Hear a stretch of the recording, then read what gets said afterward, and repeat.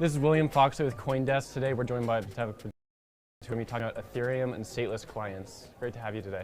Yeah, great to be here. Can you describe stateless clients to us? It's ETH 1.5x or 1.5 is what we're talking about. 1.x, yeah. So basically the idea is that a regular client has what's called the entire history and the entire state, right? So the history is kind of blocks and transactions that have happened historically, and the state is like the current account balances, contract code, contract storage, and if information is needed to process the next block.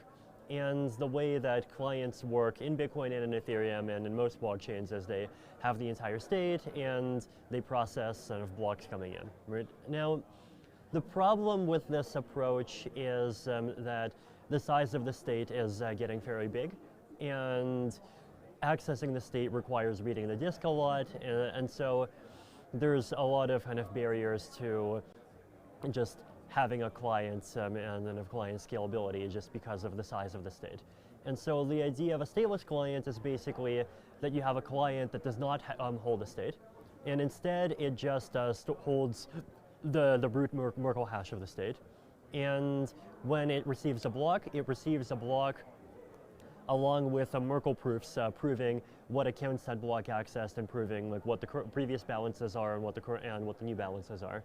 And instead of kind of checking reads and writes against the state on disk, the client checks reads and writes against the Merkle proof.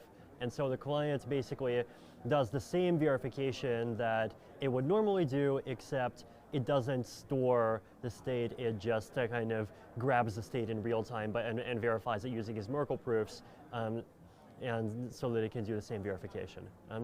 This is highly experimental, correct? The idea has been around for years. In terms of implementation, it's definitely experimental. Okay. So one idea I've seen in the recent AMA you guys did, the ETH2 chief scientist did on Reddit, you guys talked about if stateless clients for whatever reason don't work, the backup plan is to put the current ETH1x into ETH2 and have it live as two chains, one living within the other. Not so much two chains, but having the ETH1 kind of state transition system live within the other. So the distinction is that like the state transition system just means like the state and like how, the rules for processing transactions, the rules for updating the state like, when you process transactions. And that can stay unchanged even while you change the consensus, right? So you can change the consensus to proof of work, you can kind of copy that state and kind of run it inside of a different proof of stake chain. And so the account balances, like all the applications, keep running as is, but the proof of work chain as it exists like would be gone. And there would not even be two separate chains, like the ETH1 transactions and the ETH2 related stuff would all be in the same block. Okay, so there wouldn't even be two tokens in this system? No, none of the plans involve two tokens. Okay, great.